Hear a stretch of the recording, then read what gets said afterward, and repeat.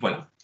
Jean-Christophe Devenay, je suis très heureux de vous rencontrer pour cette interview par Skype, donc dans des conditions de proximité un peu artificielles, à propos du dernier roman graphique que vous publiez chez Casterman, du dernier en date, Les naufragés de la Méduse, que vous co-signez au scénario avec Jean-Sébastien Bordas, qui a aussi réalisé le dessin à l'aquarelle, l'illustration à l'aquarelle et les couleurs de ce magnifique album, qui en plus est le témoignage très inspiré, très instructif et très érudit d'un tableau que tout le monde connaît et dont, grâce à votre album, on découvre à la fois l'histoire de l'épisode du naufrage de la Méduse, mais en même temps l'histoire de ce qui a conduit Géricault à s'en inspirer pour faire un tableau monumental qu'on peut voir au Louvre, mais aussi quelles sont les péripéties de la vie de Géricault au moment où il réalise ce tableau. Alors, comment avez-vous procédé pour en arriver finalement à cette double histoire dont les entrelacements sont très fréquents?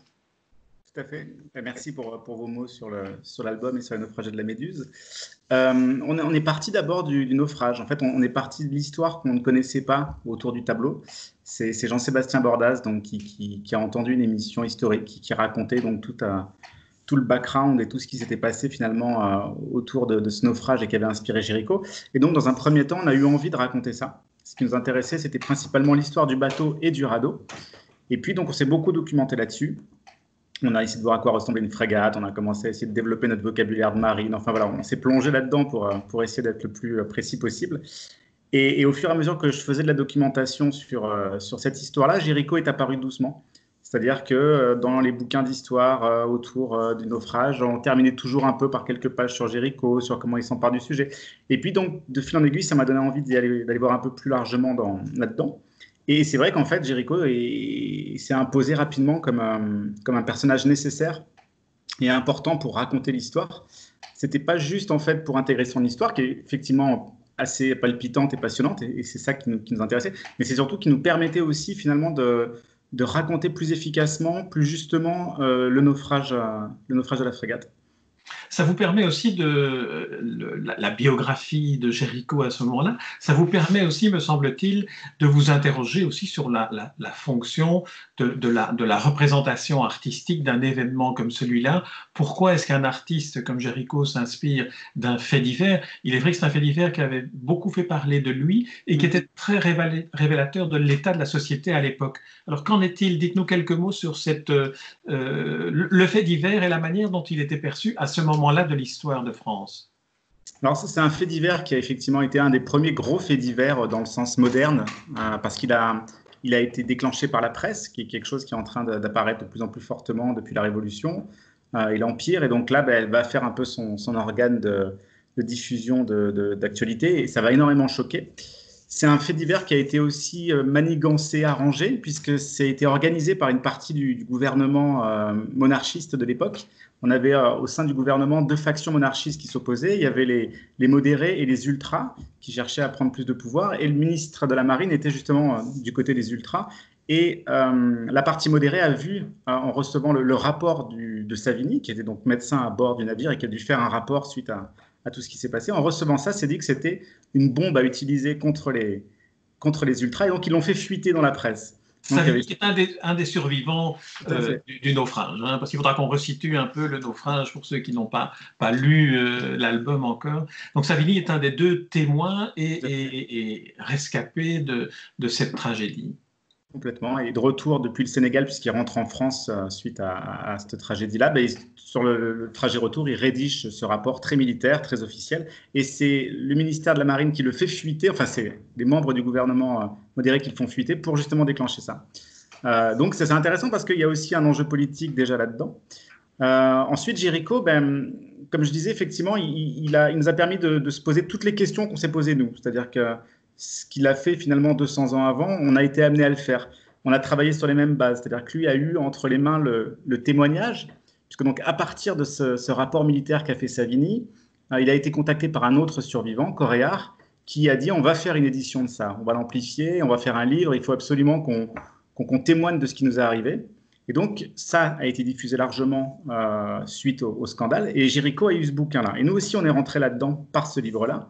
Et le problème de ce livre-là, de ce témoignage, c'est que Coréard est beaucoup moins militaire que Savigny et qu'il a cherché à faire un peu du grandiloquent, qu'il a cherché un petit peu à tirer des ficelles dramatiques autour de leur histoire, qu'il l'a beaucoup réécrit. On en est à 5 ou 6 éditions aujourd'hui. Et quand on lit ce témoignage-là, et quand on l'a lu, nous, avec Jean-Sébastien, on s'est dit, il y a plein de choses qui ne fonctionnent pas. C'est trop énorme, c'est trop incohérent.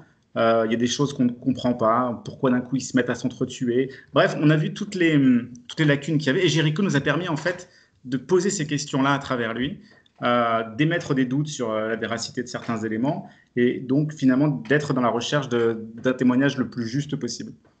Peut-être qu'à ce stade-ci de l'entretien, vous pourriez nous dire un peu ce qui s'est passé avec cette frégate. C'est un navire militaire qui part au Sénégal, qui doit faire une série d'observations scientifiques, notamment dans l'île de Gorée et au Sénégal, et dont le commandement est placé entre les mains d'un vieux marin, un vieux capitaine qui appartient à la monarchie, qui appartient au nouveau régime qui s'est instauré. Alors, de quoi était composé et l'équipage et les passagers de ce bateau? À quoi ressemblait-il concrètement?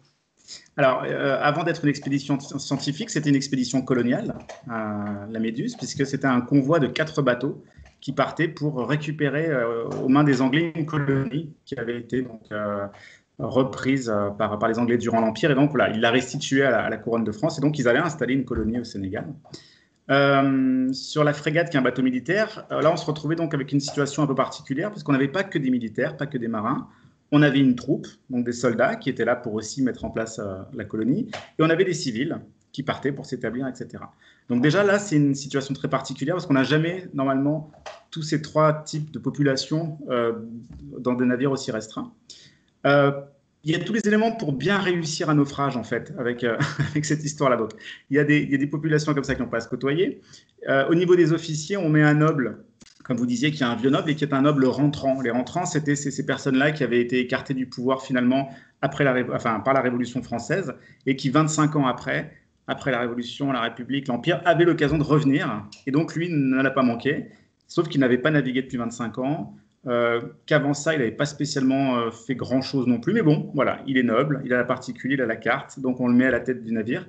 Et il se retrouve à diriger des hommes qui, eux, ont de l'expérience, des seconds, mais qui sont issus de l'Empire, donc bonapartiste, de la République. Et malgré toute la discipline militaire, des fois, ça peut aller créer des conflits, etc. Donc on a effectivement quelque chose qui est une vraie poudrière en termes de rapport humain, rapport hiérarchique.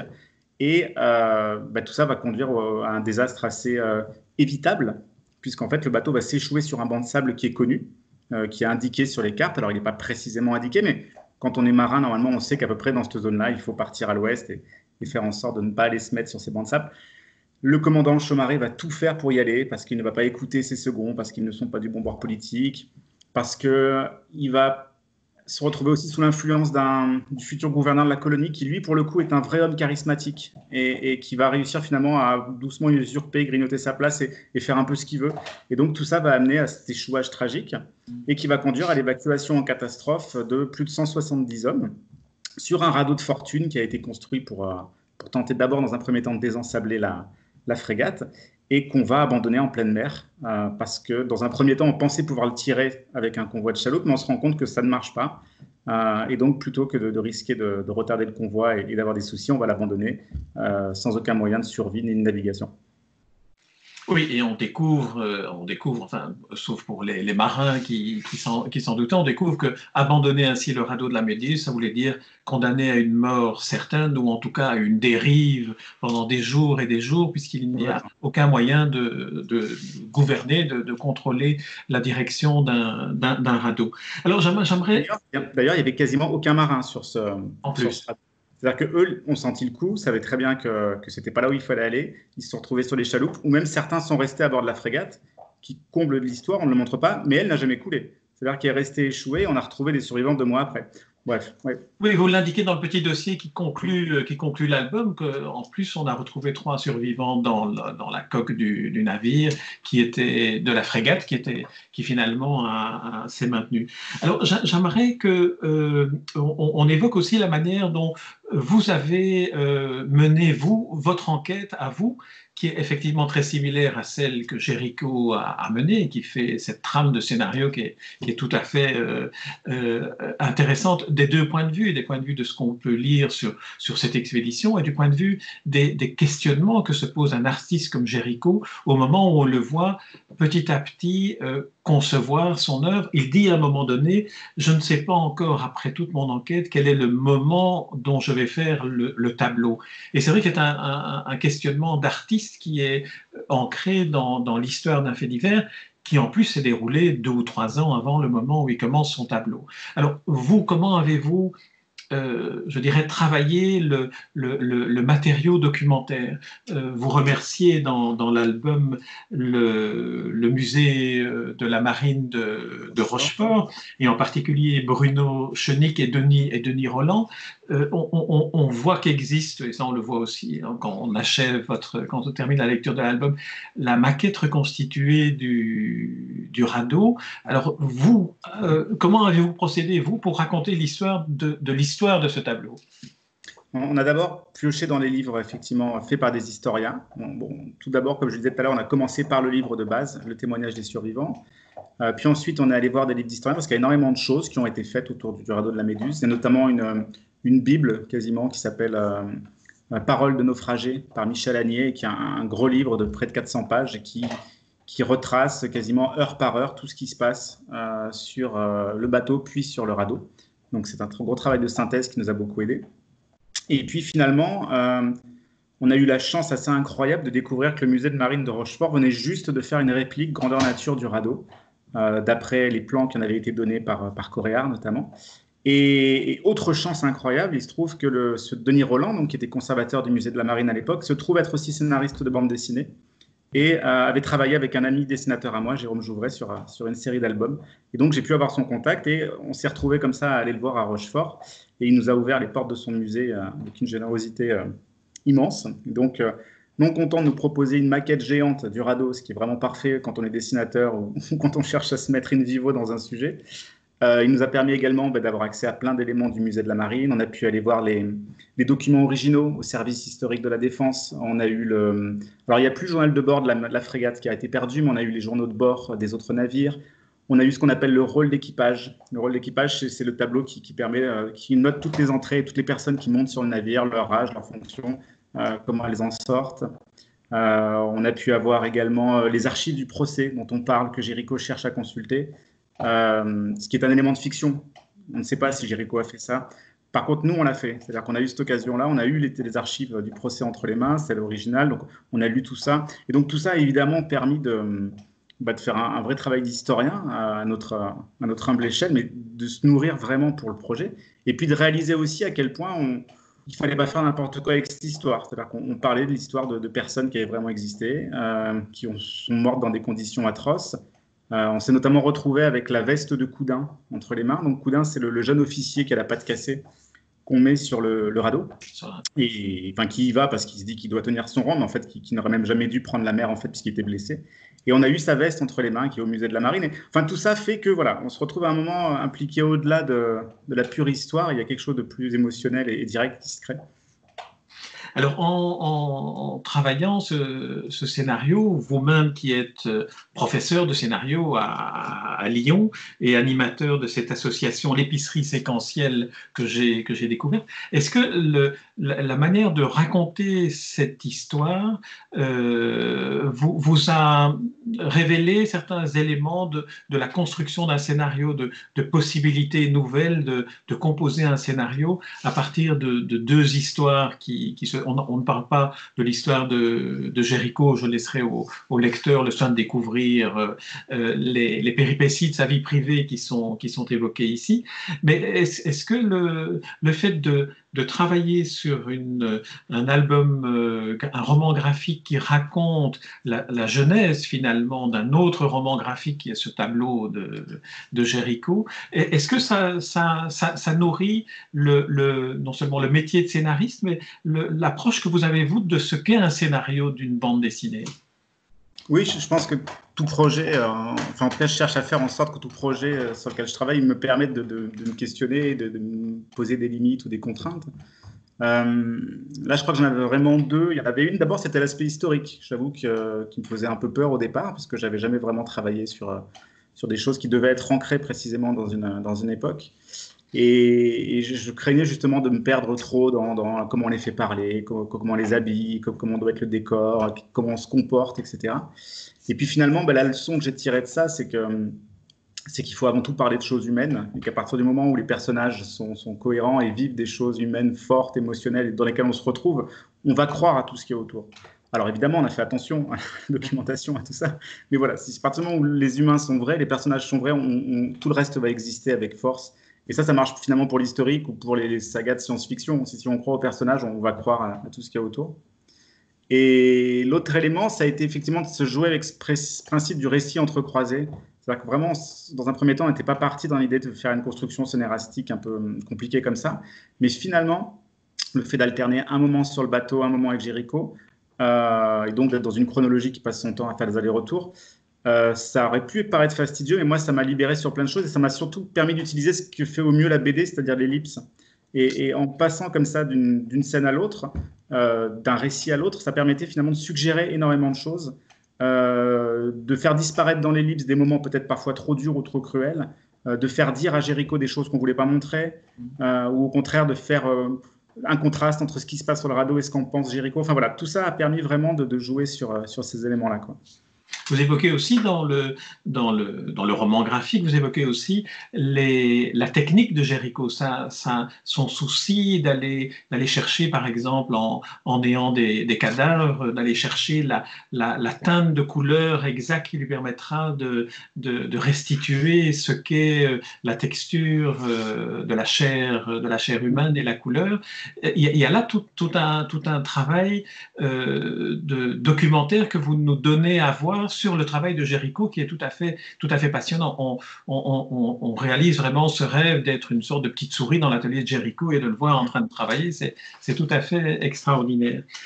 Alors, ma dernière question porte sur l'accueil aujourd'hui, en plein confinement, d'un livre comme le vôtre, sur lequel, si j'ai bien lu, vous avez travaillé pendant 4 ans. Pour le finaliser, pour en faire ce qu'il est devenu aujourd'hui.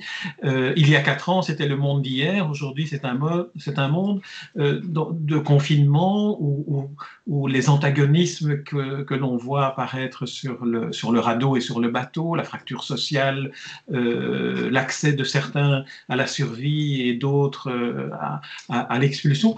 Il y a une sorte de résonance très forte à la lecture de ce livre, comme si et votre livre, et le radeau de la Méduse de Jericho, et cet épisode, ce fait divers-là, étaient finalement devenus des métaphores de l'humanité telle qu'elle peut apparaître sur un théâtre comme le radeau de la Méduse ou sur le bateau comme la frégate la Méduse. Comment est-ce que, en tant qu'auteur, vous ressentez ce passage entre la création et la diffusion d'une œuvre?